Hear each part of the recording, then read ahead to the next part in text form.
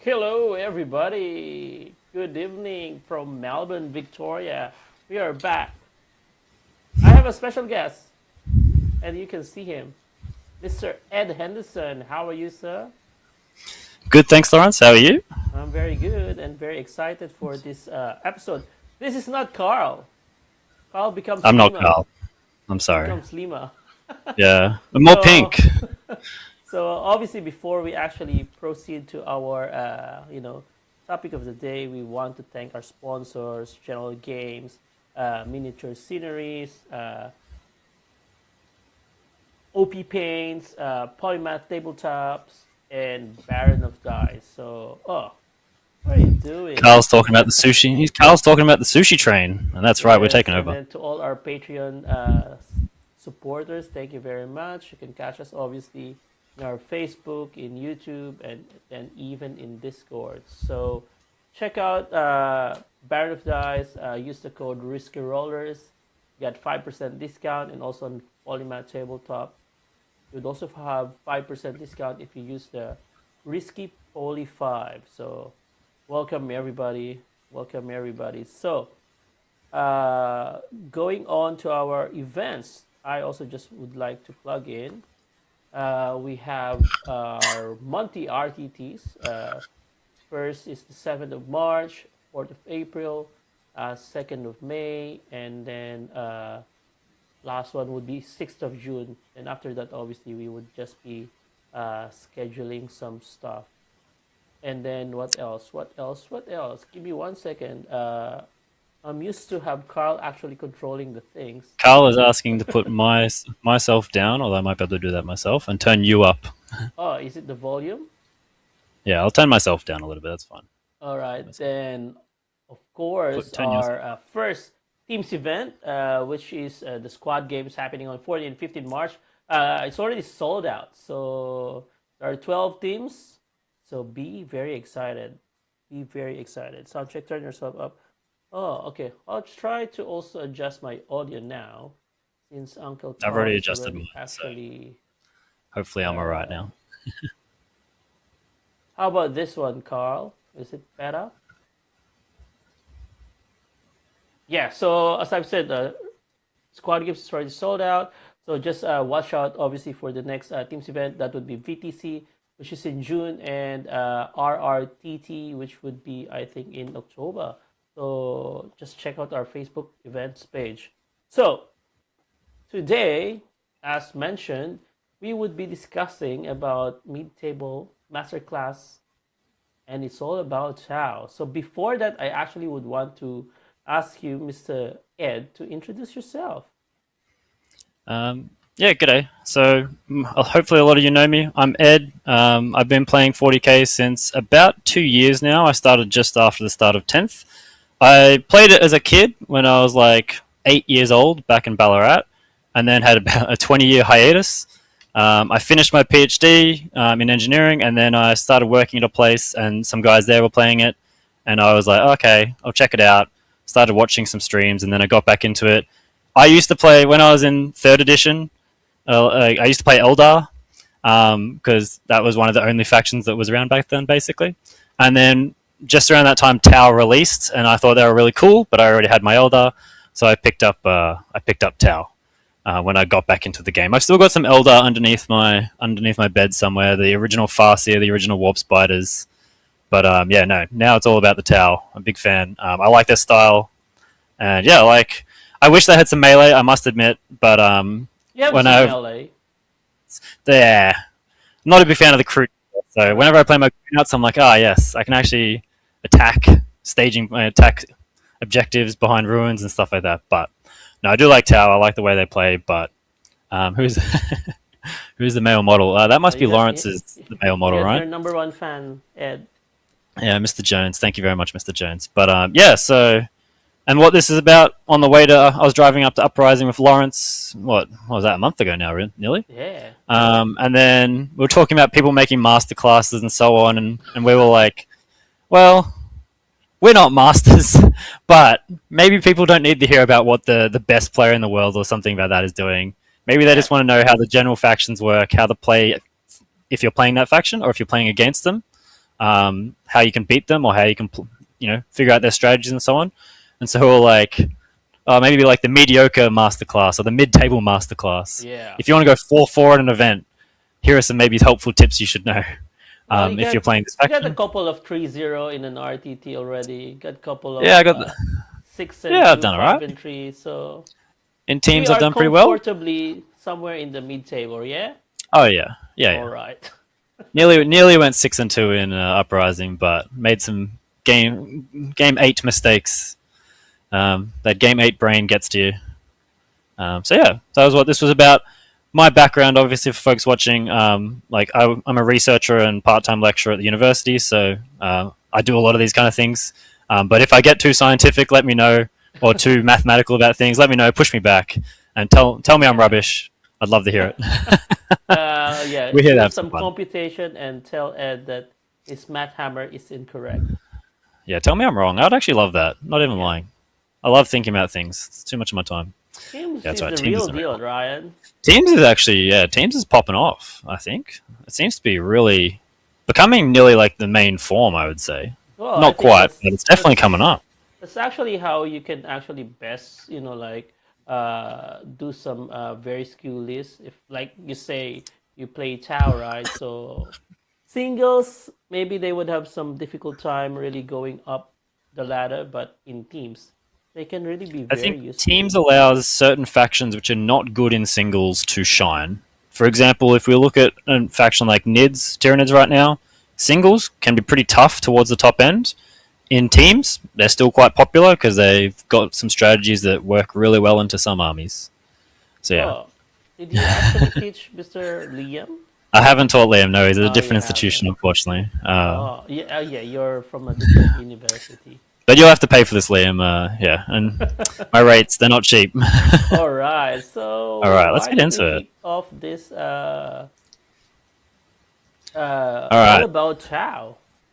So the key to Tau is it's the faction that skips the fight phase, not the charge phase. Importantly, but it does skip the fight phase for 99% of the faction. I mostly talk about non-Kroot stuff. I will admit rampages are pretty good right now, but they're in. You see them in some lists, not very specific lists. But yeah, definitely Tau is definitely the faction of movement and shooting, and then charging sometimes, and then passing turn as soon as you've done your charges. Yeah, you want some tank track, right? If you have the CP. Oh yeah, love me a tank shock. It's the only damage I can get in the fight phase. Really, a Riptide once killed 4 noise marines, I think, in melee in one activation. Does I it know my even opponent have was pretty AP? sure. How can it kill It's got noise, man? it's 0 AP, but it's damage 2, 6 attacks. Oh, 0 Hits on AP and 2 5. damage. Hits All on right. 5. Sometimes it kills marines. Sometimes. Yep. But all right, let's go next slide. So, just a general goal of what we're trying to do here. Hopefully, this becomes a regular thing. If no one likes it, that's fine. But I'm hoping someone enjoys it. Yeah. We're going to try to dive into specific factions, maybe events or stuff like that. Just something that's of interest of people, and then do some analysis there. And then, hopefully, not talking about just how to play the faction if you're someone who's looking at taking up or already play it, but also if you're playing into that faction, what's that faction's mechanics? How can you beat it or strategize around it? Honestly, I'd rather hear what you guys want to say. So tell me what you want me to look at for these kind of things. If your faction is interesting right now or something's interesting in the meta, I'd be really keen to just have a look into it. And then, yeah, also yell at me at chat and tell me I'm wrong. That's good discussion, good engagement. Destroy the yelling. Yeah, tell me why I'm wrong, Ryan. Prove me wrong. So, yeah. That's All right, what he Lawrence. wants. That's what I'm here for. I'm here for the banter. Mm. All right, Lawrence, let's go. Next slide. How trash is Tower right now, Lawrence? Well, I think they are not trash if you are playing in G-dubs. But in WTC, obviously on a very different layout, they can be good and they can be bad. Because as you've already mentioned, the problem with Tau is you don't have melee. You're just one-face army. You can kill, then it's good. But if you cannot shoot, don't have line of sight, then you will struggle. Because you don't have, lots of good OC as well. Yeah, definitely. OC is a huge issue. The melee or the fight phase, no fight phase. People often, when I started playing Tower, they were like, Tower's overpowered. I definitely don't think that's the case. I've never really come up to a player who's like a top level player and they've been like, oh, Tower's broken. It is a faction that, when it is good, it feels quite good, but it's still majorly hampered by the fact it has absolutely, well, it's got like one good melee unit in the entire codex, and that's not Farsight because he's rubbish as well. It's the Rampages, but this makes engaging with objectives quite tough. As you mentioned, GW layouts, like when we were Uprising, we saw Jono do very well. That was the first time I played GW layouts in probably like 6 months, a year. Tau felt pretty broken, I will admit. See? It's pretty busted on GW, a lot of GW layouts, not all of them, but most of them I would say. WTC feels pretty good right now. That could change in the balance patch, but on a medium layout, I'd say that's where they're reasonably balanced and feel pretty fair. It's a pretty good codex overall, internally balanced. You can play. There's 5 out of the 6 all 5 of the codex detachments are good, or 4 of them, I should say. Excuse me. And then auxiliary cadre, which is a. I thought There's 4 in the codex. There's 2 ones they brought out. There's Montcar, Calyon, Ret cadre, and Crute hunting pack. Orcs cadre and experimental came out later. Okay. 5 of those are good. Experimental prototype is trash. I hate that it exists. They released it at Grotmess, and it was the most underwhelming thing. I read it, and I was like, oh, there's something interesting there. And then the more I thought about it, I'm like, I've looked at it, and I've seen so many other people play it, and every time they've played it, I'm like, it's underwhelming. You look at the stats on it, it's terrible. It's got like 1 good trick, or maybe 2 at best, and that's about it. But it's rubbish. It's been tanking the Tau win rate, it's not going to lie. All right. 6-inch range is not that useful when my Riptide shoots 60 inches or 72 inches. And yeah, we've seen him perform pretty well lately. You know, Jono got second at Uprising with Montcar. A lot of teams at Sydney took Tau. A bunch of Alpine Cup in Europe took Tau. There's one coming up in Europe this weekend. Yep. I think a third of the teams are taking Tau there as well. So Tau's pretty good right now, I think, overall. And it's really good into some matchups. The Pyra Cup, I'm not sure if they're using WTC layout, so tell us strategy. Not sure. Yeah, if you know what the Pyra Cup's running, if it's WTC or ITC or like some UK TC, I should say. I can't imagine it'd be GW, but maybe it is. But how many Corn Berserkers does a Fire Knife unit kill? We'll get into that later, maybe. Yeah. But it's about 20 in Ret Cadra, my S tier combo. So why is Tau busted? I think Tau at the moment's got pretty good matchups into the top half of the meta. It's got great profiles into Marines. It's got good especially Marines, like the infantry and the vehicles, because Space Marine vehicles don't tend to have that many invulns. And we have lots of high AP railguns, Riptides, so on and so forth. It's got a great toolkit overall, if you exclude anything that says melee weapons. So you look at a data sheet and you just ignore the melee section. Other than that, they've got a great range of tools. I will say probably one of their biggest and most important tools is Scout Infiltrate, particularly the Pathfinders, and we'll talk about this unit later because it's so critical right now. Tau wins by movement and deployment. It does not necessarily win in the shooting phase. The shooting phase is where you need to set up a good shooting phase, set up good positionings to get those good activations, and Scout Infiltrate is the way that Tau can actually do that. And also, Tau's pretty cheap right now in terms of points. You can have so many layers. They're like an ogre from Shrek. You got layers. You need to peel off all the layers to get underneath. Or a cake, if you're like Donkey. Why is Tau terrible? Lawrence, sometimes I look at the army on the other side of the table and it's too fast and it's dumb. Yep. Can't beat them. They run at me. And I have nothing to do about it. And then there's these circles in the center of the board. It's unbeatable. I can't stand on them because I've got no melee, so I can't really charge onto them. And if there's a melee unit that's alive on them, I need to kill everything on it and then somehow move my 10 inches onto it. It's tough. And if there's some dudes behind a wall, it's literally a fortress. Unassailable.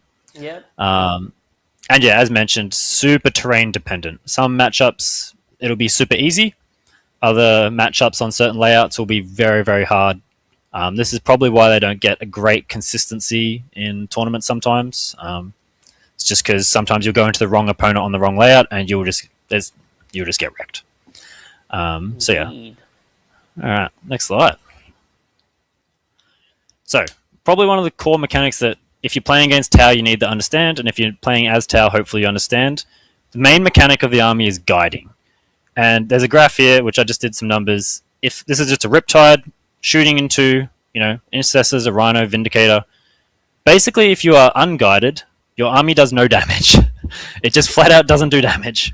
You're hitting on 4's baseline. The army just does nothing if you have no guiding units. Obviously, you need to set up some guiding units in the army, either to give them just flat out guides, the basic one, which just gives you +1 ballistic skill. This is fine. It's not great. Going to 3 ballistic skill over 4 is nice. The big one is making sure you can get marker lights, which ignores cover, and really critically, stealth suits to give you the reroll ones to hit and wound. You can kind of see how the damage just skyrockets if you can get those guides in.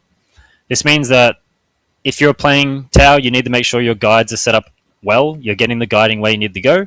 If you're playing against Tau, if you can kill the guiding units or disrupt them early, they don't fall back and shoot really anymore. Like the main ones, Pathfinders don't fall back and shoot, stealth suits don't fall back and shoot, so they can't guide in melee really unless they want to sit in melee, which just sucks. But if you can cancel out those guiding, you can really cut the damage down massively, like nearly in half on a lot of activations, oftentimes more. Another thing, which I might talk in another video sometime, but +1 AP, in this case ignores cover, is a huge rule. What's a marker light? Marker lights are just things that certain units can get, like Pathfinders and a lot of the infantry get it at a baseline. When they guide, they get ignore cover, or they give ignore cover to the rest of the army. But so you get +1 ballistic can skill. actually also guide each other, correct? Any unit can guide, but you're typically not wanting the guide of units without marker lights unless you have to. Yep. And then if you really want to, if there's a Catan in the center of the board, you want to make sure you're pointing stealth suits at it so that everything can get those real ones to hit and wound. It massively just amplifies the damage output. So if you're the opponent, you need to kill those unit that has marker light. If you can pick off or tie up those stealth suits and Pathfinders early, the damage of Tau literally will be in about 50-60%, and it's not going to be killing that much. It's going to be really inconsistent, and so they're basically in a losing position from there. If you're playing Tau, you need to make sure that you're not screwing up where you're putting your guiding units, and that also you're playing them safe enough, and also you're setting them up to get vision, because you just need vision of whatever they're seeing into, or whatever you're wanting to attack. All right, let's go to the next slide, because it kind of summarizes this point. When you're going to the game, when you're list designing, make sure you've got enough marker lights. Pathfinders in this case, stealth suits. Other units can take marker lights as well. My favorite one at the moment is the Ethereal with a marker drone, because he generates CP and he's 50 points. But make sure you've got... he's pretty cheap. He comes in, does an action. It's a good time. And he generates his CP in reserves. A lot of people seem to not know that. It doesn't say while he's on the battlefield. It just says in your command phase.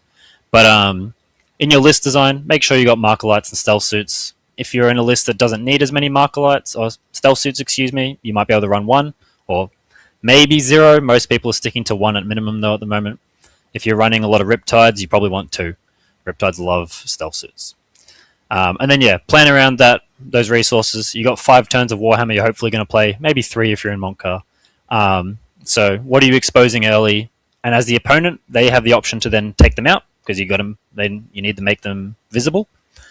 And then if you're the opponent, think about taking them out, stressing those resources, because the guiding is also the Tau's actions. If you kill all the guiding, they're not going to be able to do actions as well, because stealth suits can guide and action. Pathfinders can as well, but often they'll want to be shoot as well. Can you fall back and guide? Some units can. If you can fall back and shoot, you can. So Riptides and Ghost Kills and Flamer suits or Burst Cannon suits can. Nothing else can, though. So if you tie them up, particularly Pathfinders and stealth suits, they can guide in melee, but it means they're stuck in melee, which means they're probably getting killed in my turn, which is a bad time. Depends on what's tied them up. And yes, don't forget to bring your Ethereal in on turn 3 at the latest. So he can do some action. I remember when I was at Sydney, he came in just to screen. I was like, I want my opponent to not rapid ingress in this spot. Ethereal will go here on turn 2. He did his job. He pushed my opponent's rapid ingress into the center of the board where I wanted it. But and he's other on big 5 things. up to get CP. Yeah, He's a 4 up to get a CP. All right. But he's got no save. He's got no real save, no defenses. He just dies. If he generates a CP in the game, he's good value. Yep. If you're playing against Tau, killing, tagging them, battle shocking them as well if you got access to those mechanics, or you can do it somehow. Really ruins their damage. If you got indirect, depends how powerful your indirect is, but getting units below half strength, particularly Tau's leadership 7, they're not very brave, and so taking Pathfinders to 4, and then they have to take battle shock checks. If they fail the battle shock checks, they can't guide. It's really a rough time. Tyranids are really annoying for this, and so if you're playing Tau, consider putting stealth suits in reserves so that they don't get hit by the shadow and the warp. Strong recommendation, but yeah, make sure you try to keep those those guiding units alive. All right, let's go.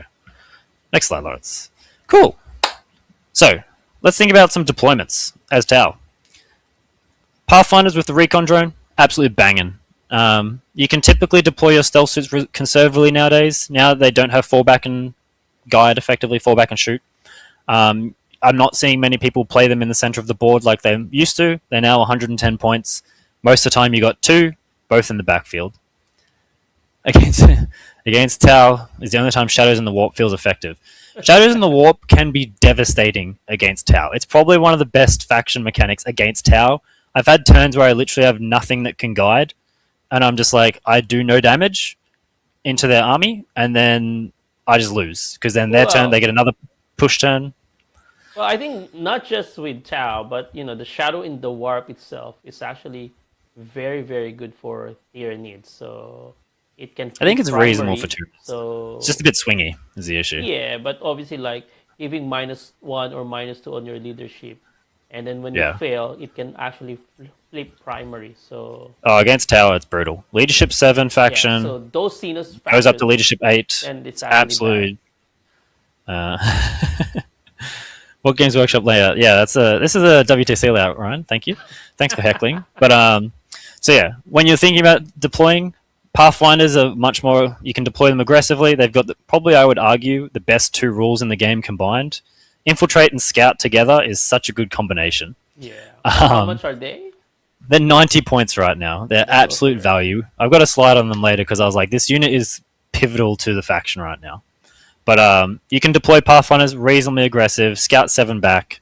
And then if you're going first, you can scout them forward, get guiding onto whatever you need to. They've got good guns of their own. They can kill some intercessors, whatever it might be, some skirmish units. Your stealth suits, they hang out in the back. Any big threats that come forward, you get your stealth suits out, point at it, hopefully delete it. All right, let's keep going. All right. Pathfinders beat me up with the annual last year. Pathfinders, yeah, I'm going to talk about them more, don't worry. They're such a good unit. In terms of Tau positioning, this is where Tau is critical. And so, Tau is a funny one that, because we don't have melee, the entire game plays around board positioning and making sure that we can cut angles to get shooting into important things. So I'm a big fan. I love Search and Destroy. We've got good Infiltrate and Scout, so Search and Destroy is pretty good for us in general. And so here's just an example layout. You might put your Pathfinders on the bottom right. And then you can see that all the layouts, all the staging areas in the opponent's deployment zone, if I've got my Pathfinder, Ghost Keel, and the Riptide like that, if I move them all to the right, I can shoot basically everything in the opponent's deployment zone. And so this way, Tau operates by pressuring the board with threats that it can use, much more so than other armies. Basically, I need to basically say to the opponent, if you move anywhere in this area, I will be able to get a Riptide out and shoot you. And then they're like, oh, crap, I need to make some tough decisions. Making sure they have lots of tough decisions is good. They're more likely to make some mistakes, and then you can kind of capitalize on that, hopefully, take out some important units. It also means it's really important to pressure the deployment. In this way, winning the roll-off is kind of very useful for Tau, for who deploys first, because you want to get those lines of sight into their deployment zone, and then you can say to them, well, they ask you the question typically, and we'll see this in a little bit, where can you access turn 1 if you go first? And you say, everywhere, or a lot. And so then they have to think of really carefully. Always want to go first. You really always want to deploy first? You want to deploy first always, as Tau, I would say, unless the opponent has no Scout Infiltrate, but most armies do, so I would say you always want to deploy first. And then I would say Tau is one of the better factions at going first, because of this reason, because of the Infiltrate, because of the Scout. Yeah, Carl's correct. First turn deployment roll is huge for Tau. And then Tau also sets up going first really well. One of the few factions that loves to go first a lot of the time. Still bad for scoring in the late game, but and into certain matchups or certain layouts, it's still bad right now. But a lot of the time, turn one, you can threaten a lot of pieces, or you can make the opponent deploy really conservatively, and both of those things are a win. We'll see that when we talk about the game at Uprising a little bit. All right. So yeah, next slide. So in this case, let's say I got first turn. This is what you can threaten effectively. I can move my Riptide 10 to the right. Ghostkeel can push up onto an objective. Pathfinders can scout as far forward as they can, then move 7 in. And then your opponent's deployment zone is just free game for the most part. With Ghostkeel, if you're in Montcar, potentially a Riptide as well, and so on and so forth, you can threaten all that space. And so, whereas the safe zones for them, not much. And so, yeah. As an opponent, you want to make sure that you can secure those staging points if you need to sacrifice an infiltrator unit to make sure the Tau can't deploy and scout where they want to go. That's probably, if it's like I remember when I was playing against Kyle on his bloody Eldar, he literally put 5 Rangers right in front of me, I believe it was, as his first drop, and it just ruined my plan. It absolutely ruined it. I was just like, well, now I can't attack you I can't secure my staging areas and safe zones, and I can't really attack you effectively. And so he sacrificed, and I was like, oh, you know that unit's going to die, yeah? And he's like, yep. I don't care. It's fine. 65 points. Who cares? And I was like, damn, he knows. So yeah, super important to make sure that you can kind of secure those lines. And if the opponent does take it out, what's your backup plan? In this case, going on the top left is also fine. It's not as impressive, but it's reasonable. All right. Let's keep going. So this is a good example from the Risky Roller's own stream. I recommend checking it out. You must have seen the masterclass. That's right. Is this the Uprising one? This is the Uprising with permission from the poor victim here of Jono's Tau Montcar. But this was I think Duncan, his opponent, did an excellent job. You streamed Duncan? It. This is against Duncan. Yep. Oh. But Duncan did all the right things here. He did all the right things. You can see he put some dice down. I've marked them down in the red circles. He put some dice down. He's like, "What's your threat range in turn 1 if you go first?" Jono said, I can scout 6 or whatever, and then move 10, 6, and advance and shoot. I can move auto advance 6, so 16 on a Riptide potentially. It's all right. I already asked Duncan for his permission. I've got his blessing. But and then you look at where Duncan can deploy safely, our Deathwatch player, and it's basically the back of his deployment zone and this tiny bit at the side there. It's nothing. Somewhere this is Crucible of Battle, that's why. This wasn't Crucible. And so this is and the game turned out quite well for Jono. He pressured the board extremely hard, and then Deathwatch basically just had no options to go anywhere where he could trade up. And he got rinsed, frankly. Definitely recommend watching that if you're into Tau, especially if you're into Montcar. It was a pretty good masterclass of, Tau just absolutely butchering someone who couldn't get out of that deployment zone safely. And because Duncan, this is G-dubs. So this is G-dubs. So a lot of open lanes of shooting. Yep. It was pretty brutal.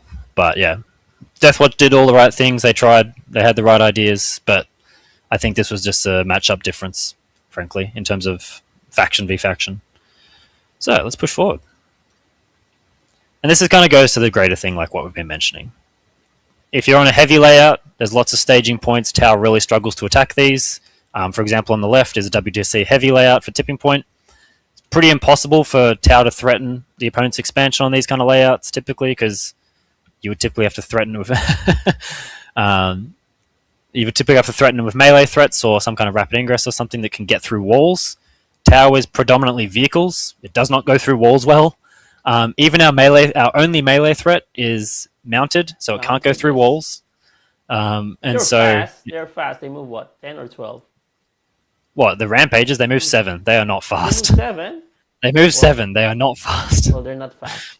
They can get advance and charge in 1 detachment. They're great as a heroic intervention threat, I will admit. I've seen a lot of people using them as heroic intervention threats to countercharge. AP2, but is it? I think it's a lot of AP 1-2 damage, the lance and stuff like that, and they got impact mortals. Okay. So yeah, on a heavy layout, Tau really struggles to get access to the opponent's expansion, disrupt their plans. On a light layout, this is one that I played at in Sydney against World Eaters. They picked World Eaters into me. I was the defender, and it was a bloodbath. Yeah. For the World Eaters did not have a chance. I think he realized that quickly on turn one once we started playing. It was pretty brutal. There's just nowhere to stage effectively. They can't really hide good units or big units especially. And then there's all these open shooting lanes. Easy. That's for like shooting or tower versus like melee. Typically, if you're on more combined arms or shooting, the layout's a bit more ambivalent because it's often a much more trading kind of game and a shootout fest. Yeah. So or standoff. then he has the advantage. I have played that layout at 8 versus Star Shatter Necrons, Silent King, triple DDAs. It sucks. It's so hard to push any primary. It's basically a 10-10 most of the time. What did I miss? Kyle, I was talking about how you absolutely rinsed me strategically on your Eldar with 1 unit of ranges and a few other good decisions. But yeah, it was pretty educational on my end. So yeah, let's get into some units. Let's go to the next slide, Lawrence. Pathfinders, or the guiding units. These are probably the 2 most important data sheets in the Tau Codex right now. There's another one that's probably also important. He's up next. But Pathfinders are probably the most important unit in the Codex. I can definitely think 1 to 3 is mandatory in any competitive list right now. That, Kyle. Yeah, Lawrence has been absolutely shit talking you, Kyle. I'm only listening to the professor. Just the doctor, not a professor yet. But yeah, Pathfinders critical. Need to take at least 1. I would say 2 is recommended. 3. Some lists, I think 3 is a bit excessive, but you can take them and not feel bad. 90 points. This unit basically, so cheap. 90 points is so cheap. This unit's insane. Yeah. This unit is absolutely insane. You can send them forward early. So I played Chaos Knights 4 games out of the 5 games at Sydney. How many times do you think I charged Chaos Knights with Pathfinders in turn 1? Lawrence, out of those 4 games? Maybe once, twice. No. Every game. All 4 games, I charged the... Princey. He charged Nathan Princey's Chaos Knights. I think he got charged with Kroot, actually. Maybe not. No, I think I charged him with Pathfinder as well. Brave. Into his Despoiler in turn 1. Because they were hidden. Well, he pushed everything into me, and then I just had to... I sent it in, landed a charge. Because just Gatling Despoilers don't kill Pathfinders. They 4 attacks hitting on 4s. They're not going to kill them. But yeah, Pathfinders, you need to use them to set up board presence early. Their damage output on their own is actually really good. You can see on the left, they're killing or dealing 7 wounds to an intercessor squad, so a marine squad. That's most of an intercessor squad. And then if you chuck a grenades in there, you'll probably wipe the squad on average. Into rhinos, you're getting a bit less, 3 or 4 wounds. Big knights, you're getting about 3 wounds as well. So their actual damage output is very reasonable. They've got grenades. You can chuck grenades in to chip out extra wounds. They've got a good guide. They set up the tempo of the game for Tau, which is absolutely critical. Other big unit, stealth suits. This is our big guiding unit. It's a massive damage multiplier. If you lose your stealth suits early, I would nearly say it's always game over. If you lose stealth suits turn 1 or top of turn 2, maybe bottom, depends on the army, you're in some trouble. This unit is just a huge damage amplifier, and especially for Riptides and Broadsides in particular. Riptides especially. If you're playing Tau and you're thinking of running 3 Riptides, you need 2 stealth suits. If you're running 2, you could maybe get away with 1 stealth suit. But Riptides, the way their damage works, they want to be rerolling those ones to hit and wound. They're often wounding on 3s anyway, because strength 10. It massively increases their consistency, and that they make Riptides be feared. Yeah, they've also got a free rapid ingress on them, which is always great value. Usually for defensive rapid ingresses, to be honest, but often people are pushing Tau early, so it's actually pretty good.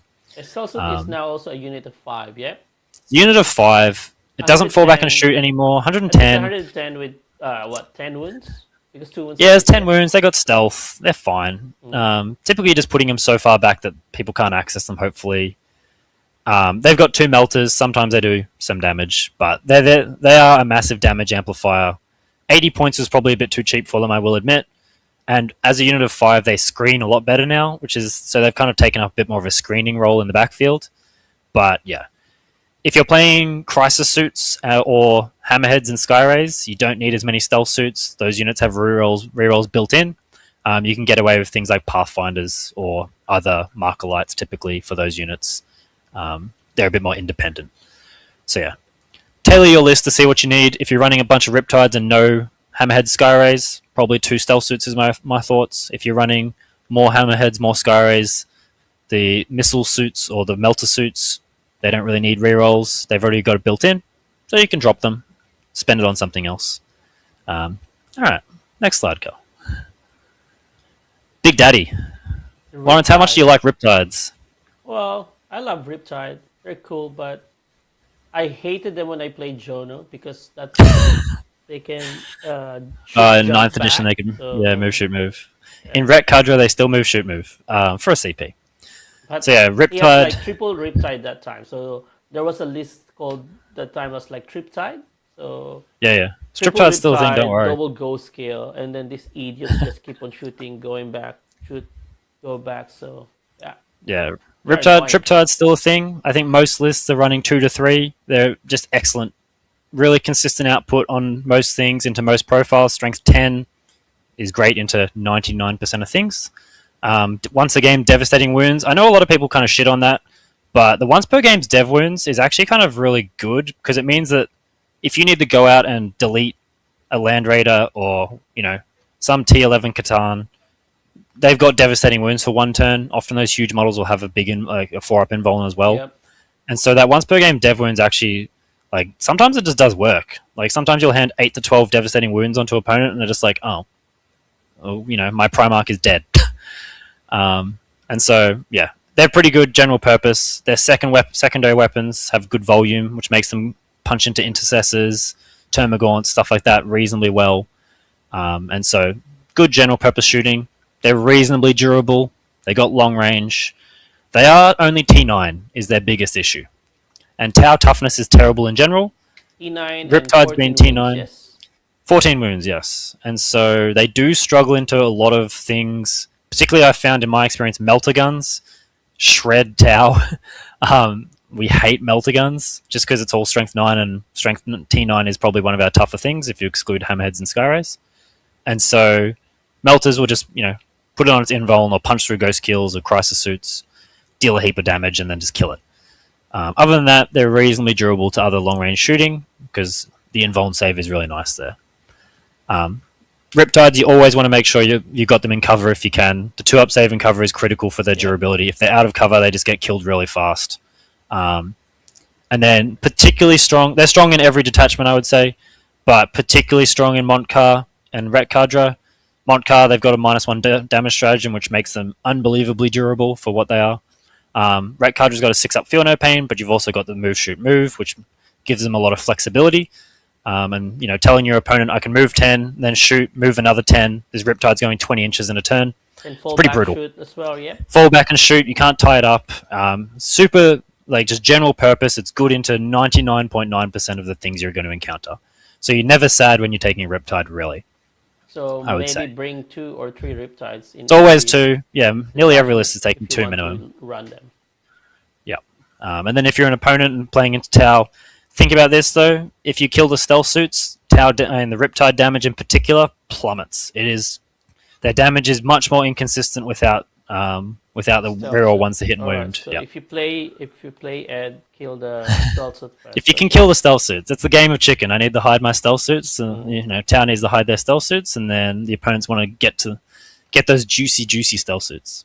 Yep. So Alright, let's if keep going. you're Emperor's children as well, go and hunt those Yeah. stealth suits. And then finally the anti-tank. This is I got 2 more, but anti-tank. We got some good options got some choice options for anti-tank right now. If you've ever spoken to me, I'm a big fan of broadsides. I think they're one of the best data sheets in the codex right now at 80 points. But we've also got things like hammerheads.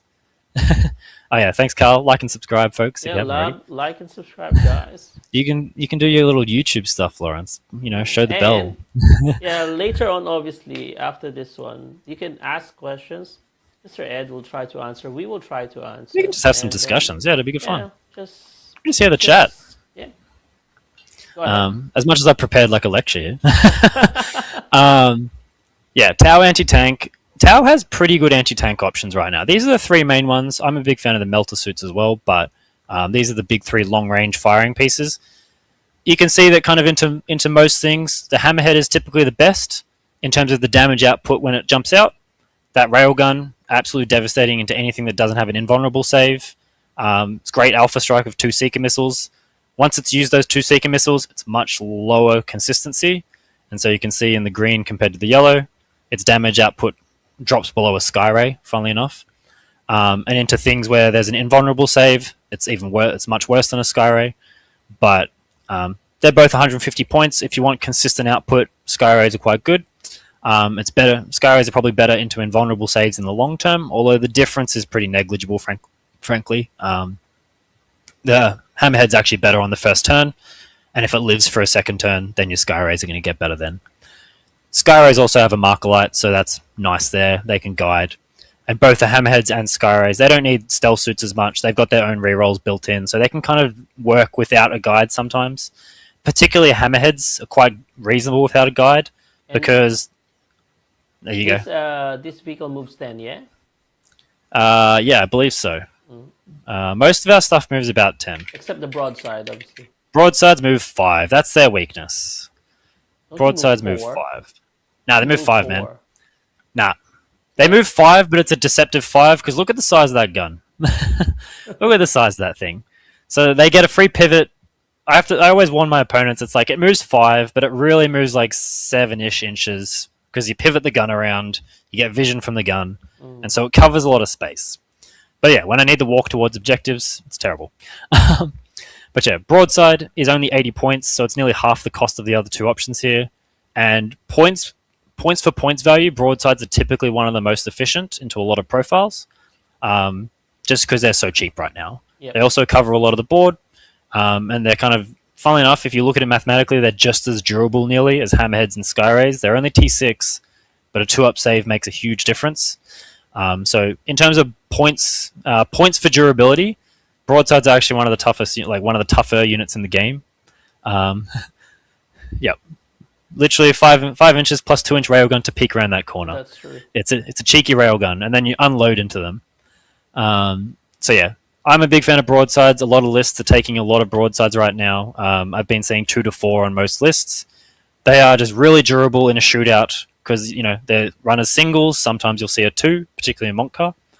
But a key thing to note is broadsides also suck if they can't get stealth suit guides. They need reroll once to hit and wound for any good efficiency. Whereas Hammerheads and Skyrays, they got rerolls built in. Yep. They don't need it as much. And then finally, one of the most contentious units in the game, or in my mind, it's actually not so contentious, but I hate them. Go to the next slide. Stormsurge. We've been seeing them pop up a lot lately. I know we were talking to our Space Marines player after he played the Stormsurge, and he's like, this shit's busted. It is a weird unit.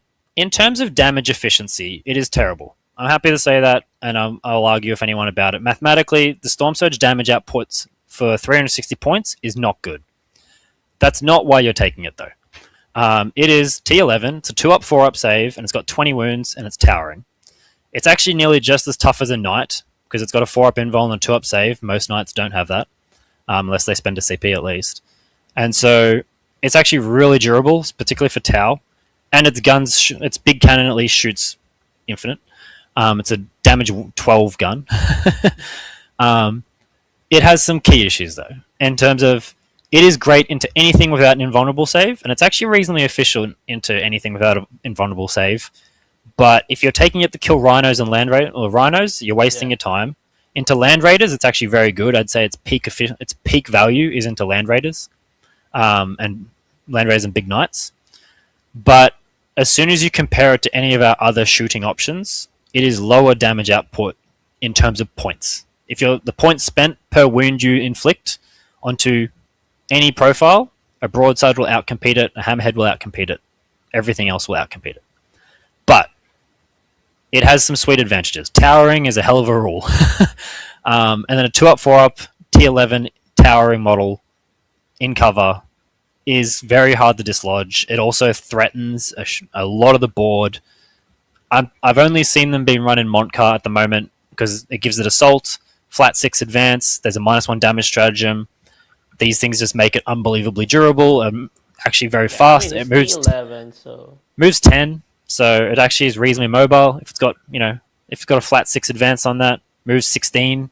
You can give it Scout, I believe, in Montcar as well. You can give it Scout 6, so you could have it going 22 on the first turn, which is scary. he's actually good at WTC, bro.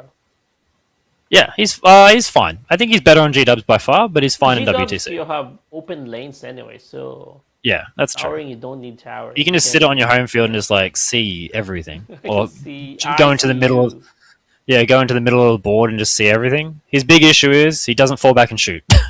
So if you tag him up, he doesn't take the mod because he ignores hit mods, but he can't fall back and shoot.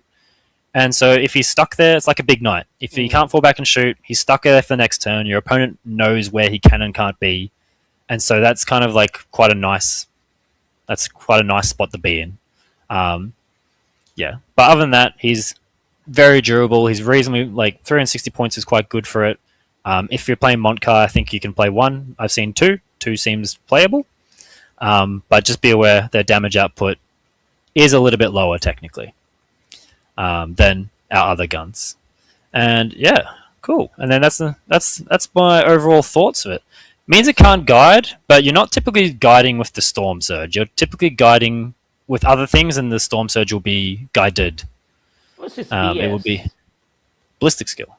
What's his 4. BS? Tower ballistic skill entire is So 4 everything across the 4. board, except Yeah. characters. Characters are 3, and then epic heroes are 2. But ballistic skill 4 army means that it's like guard, right? If you take orders away from guard, Yeah, you're a sad time. yeah. You're in a real sad time. Yes, you are not wrong. It can guide if it's in melee. Actually, there's nothing to stop it from guiding in melee. Yeah, because you can still shoot, right? It's still You eligible to you shoot. you can. Yeah, it's a vehicle. You can guard. So you are wrong, Well, I Ryan. think if you want to have fun, then run to Stormsurge to if you want. Yeah, If you have Stormsurge, right? I'm a certified Stormsurge hater, but Hater? I know a lot of people. I You really have a hate it. I don't Stormsurge actually, in the first place. I don't have a Stormsurge. The reason I don't like it is actually the look of it. I don't like the look of it. It looks silly. Yeah, it I should- think we had a Stormsurge that we actually put an arm because Yeah, this one it looks should look shit. like the broadside just upsized. There's the Taunar, which is like the Imperial armor one, which is like 700 points. I like the look of that a lot more. It's got the big guns over the top. Yeah. That looks sick.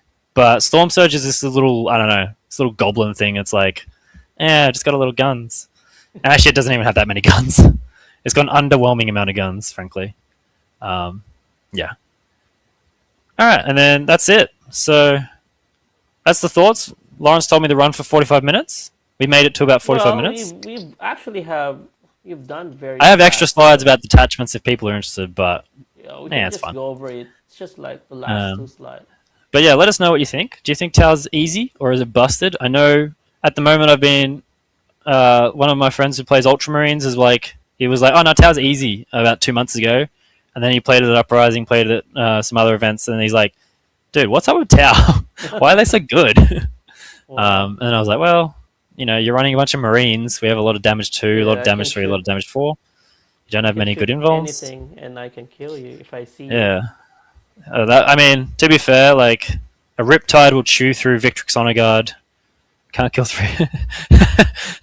That's true. You Yeah. can't kill. What are Sorry, you man. running? If He you was can't- trying to indirect my. It was you're stealth running suits, I believe. PVCs? He was running PBCs and he couldn't indirect my stealth suits to death. Wow. We did get a mechanic wrong, They're but very expensive, bro. So I don't think PVC is good for Death God. Ryan, you can watch that game yourself. I'm sure you've seen it before. Any other games? Yes, Carl. I definitely think. I'm not going to criticize Jono too much because he's the best Tau player in Australia currently. Give me a few years and I'll hopefully be up there. But the finals was also an interesting lesson. There was a few critical decisions where he hadn't been able to set up the guiding effect. Like he turned 1, I believe. Turn one, he didn't get a guide into a. He didn't get a good guide. He didn't get a marker light into a Vindicator, and that basically meant all his attacks bounced. And then that Vindicator just came forward and just started shooting, and that's always a bad time typically. Yeah, if And you so I can't think that kill was a. it, then the fire back would be actually It's painful. nasty, and so there was a few things where it's like, okay, if he'd been able to set up a guide through his deployment and whatnot, it might have gone a lot better. Strip that cover, whereas like a 2-up armor save Vindicator in cover, you can armor of Contempted if you want.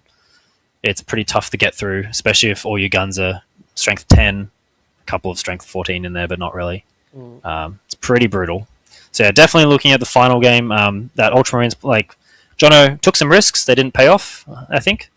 But, and then Space Marines just kind of took over the game from there, got into all of his assets that he needed to, and then started dealing some damage. So it was an interesting game, the finals as well. Definitely check out the Risky Yeah. Roller Uprising finals. Yeah, it's in our and yeah. stream. Go and check it out, especially the Death Watch versus the Tau. You'll learn a lot of things there. Yeah, if you're a Tau player, I definitely recommend watching what effectively is the semi-finals and the finals of Duncan versus Jono, and then Jono versus Michael. Jono put on an absolute clinic on how to stage and just like dominate the board against Duncan's Deathwatch, a faction that doesn't really run that much trash. Tau is pretty good right now because we have lots of trash. Is there another Tau game on stream? The first game is Carl versus. Oh, I didn't even see that. I didn't watch that. I was playing. And Carl was running Blood Angels. Yeah, And yeah, he's on his then Angels. I think he's just staged very, very. I think KG in the first couple of turns, and then just went all the way to Nick's deployment zone. And then I think he's playing Koyon as well. So Yeah, Kayon. yeah. I mean, if I'm Kayon's not- probably one of the ones that's.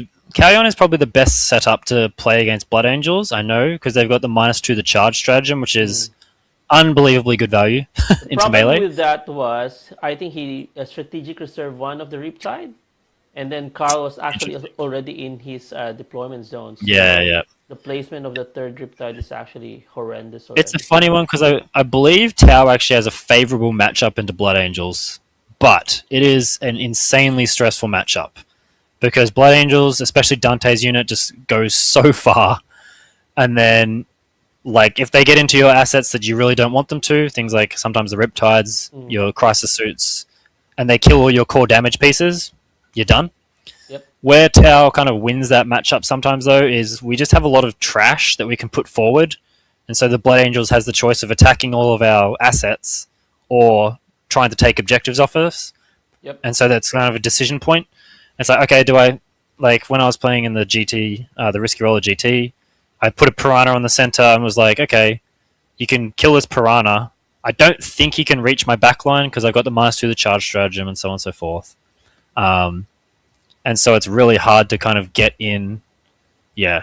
It's tough for Tau, I agree, on WTC. It depends on the layout, and it depends on the deployment. If you win deployment as Tau, like if you win the deployment to go first and you can set up in a way that's like screws their ability to stage, it's actually fine for Tau. In fact, I'd say it's actually quite reasonable for Tau. On a lot of the medium layouts, you can do that. If it's a layout or you lose the deployment and the opponent stuffs your lines, you're in. Yeah, Tau can have a pretty rough time because your opponent's gonna, go 18 across the board, charge you.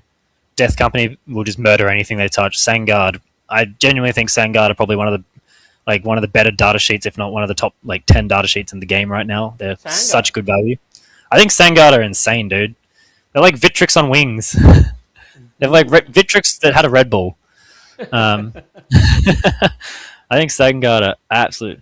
Do Tau get redeploys? Not really. There is one way we can get a redeploy, but you'll never see it. There's an enhancement for it. Is that? Kaoyon, I think, gets it.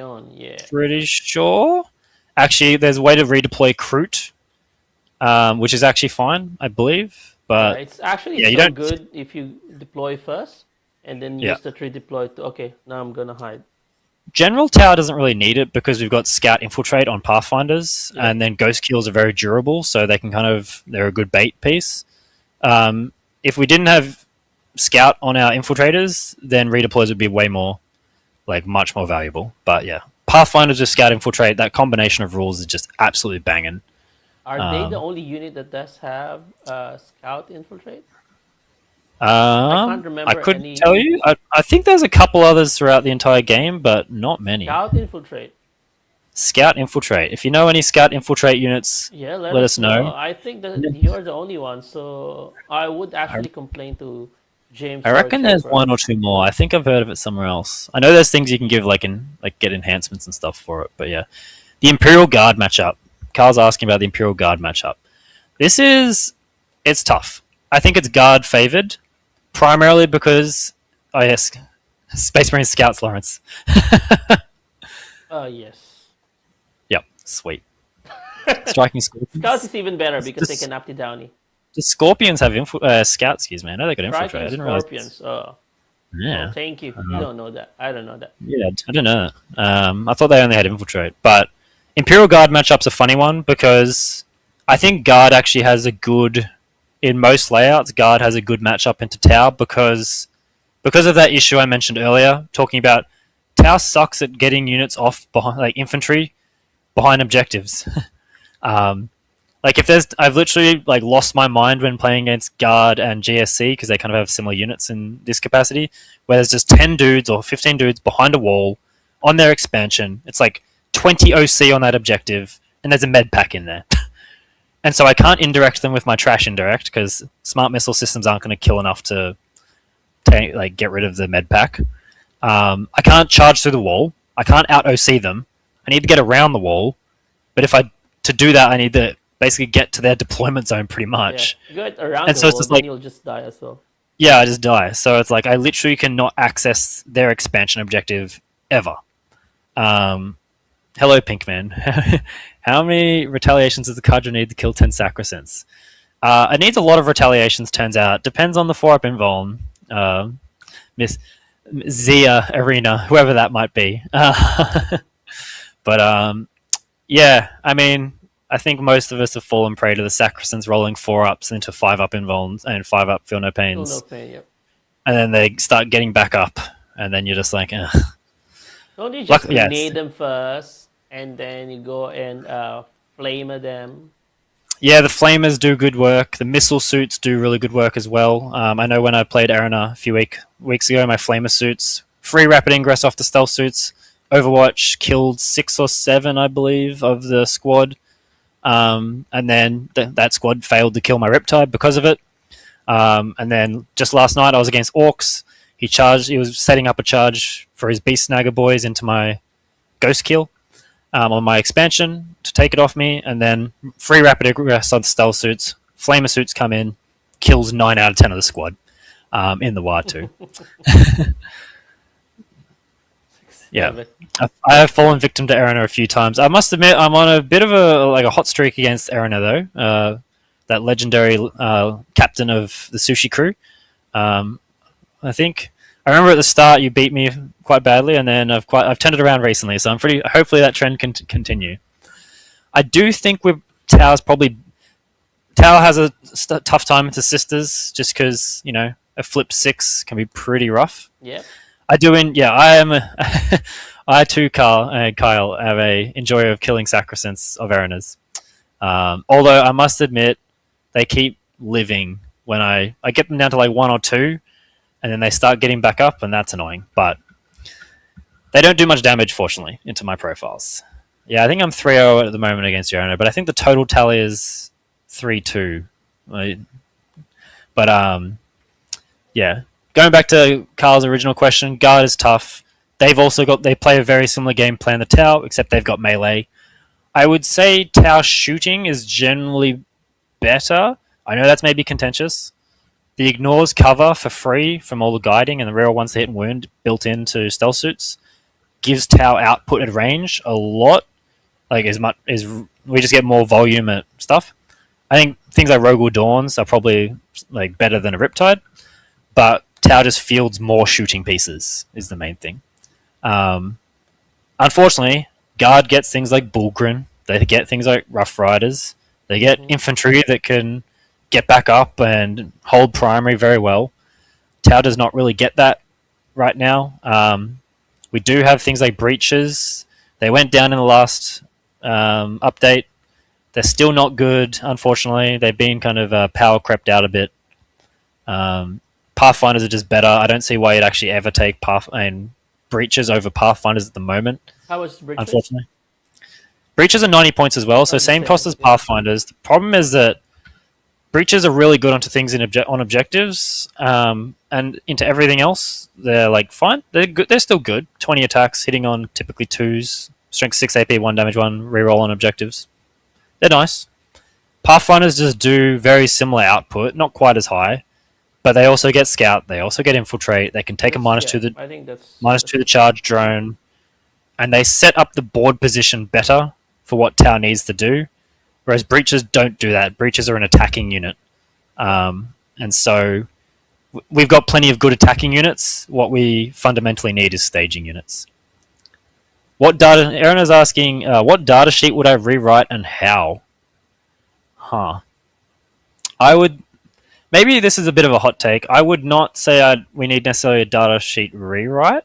I would like one more data sheet, and that would be crisis suits with swords. The reason is, with swords. bro, is the faction's based off like Imperial Japan. They got the samurai, like the vibes in there with the mecha Gundam and stuff like that, and like they forgot the samurai swords. Like, All right. bro, So if they have swords, so what's the profile of the sword? I don't know. Just something that can attack through walls, but that would probably kind of break their identity a little bit. But just some crisis melee unit would be sweet, I think. In terms of general data sheets, I would have to think. I think strike teams are pretty terrible right now. I think their rules just do nothing, but they're not that critical. Any other units that I'm a bit sad about? No, I think overall, I think Tau Codex is excellent. I think it's got a lot of useful things. Everything in the Codex is usable, I would say nearly. In fact, basically everything. There's actually very few data sheets I think are just flat out terrible. I think it's the same case with most of the codex anyway. So Yeah, the Codex is a very well balanced Codex internally. The entire edition's been pretty good. There's just a few small outliers, but they're not really a huge concern. I think probably like breaches might need to be a bit stronger, and I don't mean points decreases. I don't think that's the solution. I think they probably just need to be a bit stronger for what they are. And then strike teams as well are kind of just they're not really that useful right now. But yeah, other than that, I actually think overall the faction's pretty good. I'm looking through the data sheets now. I'm like, yeah, no, they're all fine actually. Tau believer. All Yeah. right, your detachment. Mr. If you want to go through detachments as well, Let's finish the last I saw- detachment, then we're fine. I saw that Eldar's been doing all right recently, Kyle. Maybe you just need to pick up some of the different play styles. Yeah, I thought I play saw different someone win some detachment events. style. Yeah, maybe that. I think it's like when Tau got nerfed, when the Riptides went up and stealth suits went up, and everyone was like, "Tau's dead," and it turns out Tau is not dead. Tau's actually very reasonable. But it's gonna be interesting to see how Eldar pans out. I think it's still got some play in it, maybe just not as much again. I think in the next update when they not get rid of, but if Catan get changed, and then Ultramarines go down a little bit as well, or in value, I think Eldar will be in a very reasonable spot. I hope they don't add Votan as Tau allies. Maybe. I don't think they're about the greater good. The greater good. So yeah, in terms of make Yunari great again, no, let's not do that. I managed to dodge that time when Yunari was good. Thank God. It sounded awful. So yeah, I mean, we can run through the detachments if we want. I prep some stuff. Just highlight the last. Yeah. Montcar is probably the one that everyone's going to be seeing a lot now at the moment. It's pretty good. Like it's about 50% of the player base is running Montcar. It is super scary to see, but because it gets assault army wide for turns 1 to 3, and then the guided units only get lethals. It's not all units; it's only the units that are guided, and they get lethals for turn 1 to 3. And then, so this is, assault is pretty good. We like being fast. Fast gun is good gun. It's also got really good stratagems, really good enhancements. Excuse me. And so this is especially on GW layouts. You just go and annihilate people. Like, You're just like, oh, here's my threat range. It's everywhere except the back of your deployment zone. Deal with it. Like, um, and so it can encourage, like, especially for beginner players, it's like who would just love sending stuff in. Yeah. It kind of pumps that up quite a lot. A Riptide that can go potentially scout 6 and move 16 is scary, and then get lethals. Um, yeah, the thing is though, it's kind of funny. If you look throughout the entire edition, Montcar has typically been inferior in win rates to Calyon, the other one, which is about late game. I think it is, and I generally put this down to playstyle. Montcar encourages an extremely aggressive playstyle, but if you don't actually know what you're doing, you typically and you start and you whiff, you set yourself up for a loss, a very fast loss as well. You set yourself up for fast wins or fast losses, one of the two. And so basically, as Montcar turn 1-2, you're going to be sending a lot of stuff forward, typically exposing a lot of things, trying to accelerate the tempo of the game, and then hopefully the opponent is really far behind by then on points or whatever it might be. If they aren't, or if they manage to get good trades into Montcar early and not lose any of their key assets, turns 4 and 5, it can really fall off. Yep. Yeah. That being said, Tau still hurts even without a detachment rule. I played Calyon for most of this edition. Even turns 1 and people would rush me turn 1 and 2. Tau still hits like a truck if you send all your stuff at them on turn 1. And they don't have any detachment. But yeah. Montcar is definitely, it's like half the player base right now. We're seeing a lot of retaliation Cadre as well. This is the one where battle suits get stronger if you're within 12 or 9, +1 strength within 12, +1 AP within 9. This is really strong. This allows a lot of our weapons to hit really critical breakpoints. All the missiles go to strength 7 and strength 8, so wounding Marines on 2s instead of 3s. Riptides go up to strength 11 if they're close, which can wounding Catan on 4s, wounding T11 vehicles on 4s, and so on and so forth. Melter guns go up to strength 10, which is a great breakpoint. And so, yeah, the +1 strength is huge into most armies. +1 AP, if you do the math on +1 AP, it is actually probably one of the most, it's one of the bigger damage buffs you can get in the game.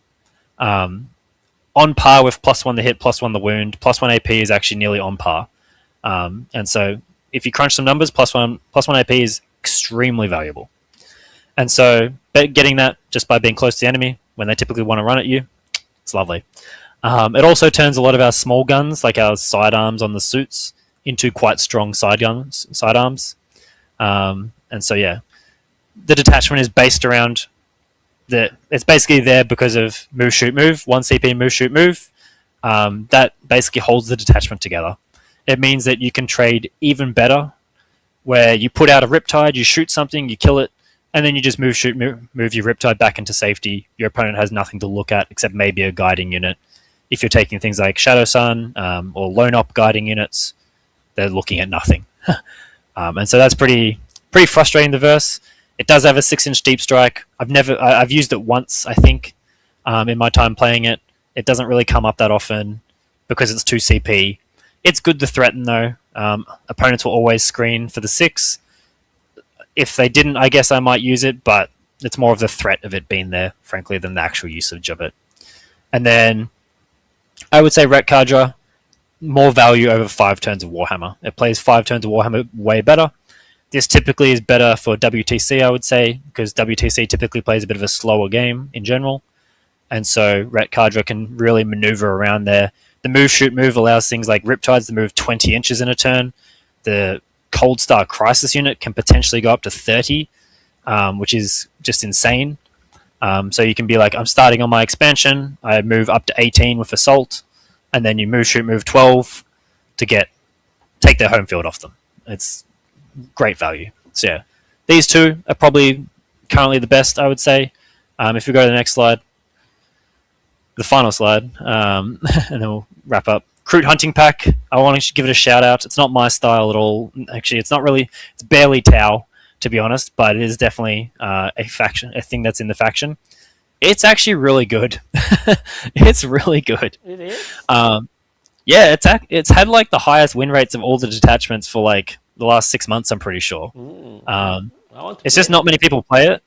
It's great on WTC. It's fine on GW. Like, you just stack 120 Kroot Carnivores with a 5 up in Vuln, 6 up in melee at least. The name of the game is inefficiency. I played against it once and I'm just like, there's so many bloody bird boys. It's just about inefficiency. A lot of these primary denial armies are just about, you can't kill enough of my army that it's going to matter. Unlike Guard, which runs like Recon Element, or things like that, similar kind of style, the Kroot doesn't really have much damage to back it up. Yeah, we've been seeing Kroot for teams, Alex. I know You'll be one of the playing teams Cruz at for Queensland, teams.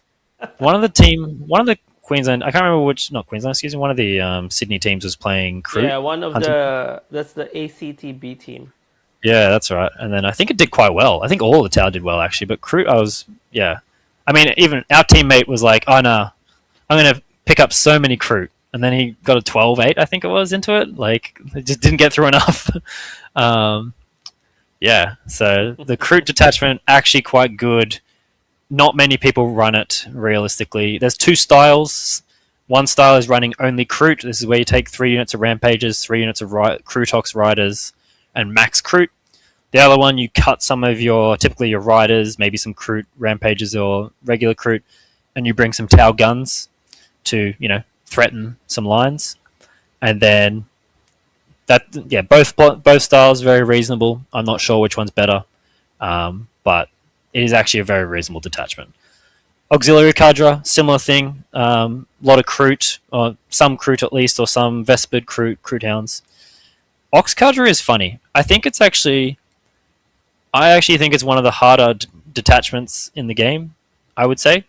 It has, because you've got 3 things going on. You need to set up your shooting units, you need to set up your guiding units, and you need to set up your auxiliary units, your Kroot and your Vespered, to get the army's buffs. Yeah. And it means when you're making the list, you need to have all 3 of those things. You need to have enough auxiliaries to go forward to set up the detachment rule, enough guiding pieces to support your shooting, and enough things to actually shoot with. And so it's an odd army. I know a lot of people are big fans of it. It occasionally does really well, but I think it's very complicated to operate, just because of that, that triangle of, it's super interesting. I think it's a really interesting. It has a really good stratagem suite, interlocking maneuvers, which is basically you can charge at the end of your fight phase. If you fought, you can make a fallback move or a move of 6 if you're not engaged. This means you can send things like a Riptide. You can charge it into something that's not going to kill it, and then fight it for 0 damage. Who cares? Then move it after the fight phase onto their home objective, onto the objective. So that's kind of nice. I've seen, or Rampages as well. Great in that detachment. They get advance and charge. They go in, kill something, then they can get move 6 behind a terrain piece or whatever that might be able to be. Really interesting. It's pretty tough to set up, though, I would say. And then Kalyon, one of my favorites. Sustain 1, turn 3 onwards. The detachment rule is fine. Sustain 1, I love. But detachment rule is whatever. The thing that Kalyon, and why I think it's been consistently one of the strongest detachments in Tau, is it encourages good play. It encourages good standard play. It's a very reliable, tried and true. Let's put it that way. The opponent is going to hear that I need to push you early. They're going to try push you early and try and rush you. You just need to defend that. That's a very reasonable position to be in as Tau. It gives you a lot of options. And so I would say that Kalyon is typically does quite well because people are going to try to push you in. You've got your layer. You can set up your little wall of Pathfinders and Kroot and Piranhas or whatever it might be. And then you just go and kill their stuff. Even without a detachment rule. Sustained 1 is only like a 20% damage increase on average. Tau already hits really hard in the shooting phase, so we're at a good time. It's also got some great defensive stratagems. Photon grenades, in particular, I want to shout out. I've made a Blood Angel player nearly cry because of that stratagem. Absolutely brutal. He failed a 4-inch charge and couldn't reroll it because he got battle shocked. It's like a -2 to the charge stratagem and take a battle shock test. So they fail the battle shock test and they can't reroll their charge. So his Blade Guard vets were stuck in the open, there's 4 inches away from my or 5 inches away from my Riptide, and then and some Kroot that had grenades that he had to charge. It was pretty funny. And then I want to rag on experimental prototype. Experimental prototype is a noob trap. It's 100% a noob trap. I would say you should never take it. Plus 6-inch range on all your guns is laughable. It's only good with breaches and melter suits. The flamers it's fine on, but 18-inch flamers are good, but they're strength 4. So like they don't really punch into much very well. It's got some like the stratagems are fine. It's just got nothing that's super great about it. The only like I think there's one stratagem in there that's good. I can't remember what it is. And some of the enhancements are fun, but the enhancements are not good enough to make. Is this part of the codex or? It was a Grotmus, or it was like one that they released in that kind of package. Yeah. Well, it's not good. It's absolutely awful. It's been consistently sitting around like a 30% win rate since its release. I mean, they won't be played because terrible. Yeah. Other detachments. You don't see it competitively ever really. All the other detachments are miles better. Yep. It doesn't. Tau does not need more range on its guns. It's got some stratagems for slightly more output. Tau doesn't necessarily need more damage on its guns. What Tau wants is utility. Tau wants more speed, more tricks, and so that's what a lot of the other detachments offer. Experimental does not offer that. Yeah, that's why 3 it's only for experimental. Yep. And then 3 Catan and King would be terrifying if I wasn't throwing all the Berserkers at them. Yeah, I think Berserkers are pretty real. Sustained lethals, 100 attacks or whatever it is pretty good into any profile. I know that. Yeah, my game into the World Leaders player at Sydney on the my team captain was like, you can play against ACDC CSM or World Leaders on your table pick, Ed. Well, and I was like, plan, right? Like we were. Yeah, I've been thinking about that all the way up, and like on the night before, I was like, if I'm going, I knew I was going. When you get it, then some more table pick. It's like, yeah. Well, I knew I was going up as first. Yeah. I knew I was going up as first defender, and then because we talked about it in our team, and I was like, okay, we'll put Ed up as first defender on Tau. So, what tables are you interested in? I was like, into all of the matchups that I probably was going to face on my table pick like table 7 or 8 probably, because we were thinking they weren't going to put any shooting armies into me. And I was like, on table 8, I am confident I can get a 10 at minimum into some of the factions. I didn't think they'd put World Leaders into me. We talked about it after the game, and I think their coach was like, that was a horrible decision on our behalf. We should have never done that. And so, yeah, he had me as a 14-6 in his matrix, and then I was like, I think I had you as a 15-5 or 14-6 if I got my table pick. And he's like, oh. Yeah. And then he's like, I see why. About you, bro. Yeah. The matrix is for you, not for him. Yeah, I know. He was like, you got it wrong way around. I think all the Knights players said they had me down as a 14 their way as well, but only Princey was able to deliver. Yes. Yeah, he made some good decisions, and he took some risks. I'll give him that. Yeah. But no, played very well. Part of the game, bro. You need to have risks. Yeah, I know. So you can get the difference. He definitely just pushed me in, couldn't do anything. But yeah. All right, that's all about it, right? So let's go back. Is it just me or is Lawrence turned into a robot? 1 second. Yes. And yes. So hope you guys enjoyed it. So we will be doing this like every fortnight, is it? Did you just hang, Mr. Ed? Yeah, I think so. Yeah, something's a robot now. Okay, there we go. All right, you're fine now. So now we're back. Yes, we would be doing this every fortnight. So what we will do is, I think I'll be putting up a poll for the next episode. So, and then tell us a faction that you would actually want us to deep dive in, and then we might be inviting also people who play that particular faction. Yeah, get some experts on here. We just want to have some chats, see what's good, talk about it. Well, I think we did great in the time, past an hour already episode, so that's very good, Mr. Henderson. So if you have any question, I think it's fine now. So just I think it's fine now. Minor glitch in his Wi-Fi or whatever. So if you Worry. have any more questions, and then we will Empress be Children with the wrapping lead. up and saying goodbye. EC, I'll be putting up some poll in the next couple of days because we will try to do this one first every fortnight, and then if you really like this, guys, then we will try and be not I'm lazy happy to and do spend it some every time week. every week and do some Yeah, research.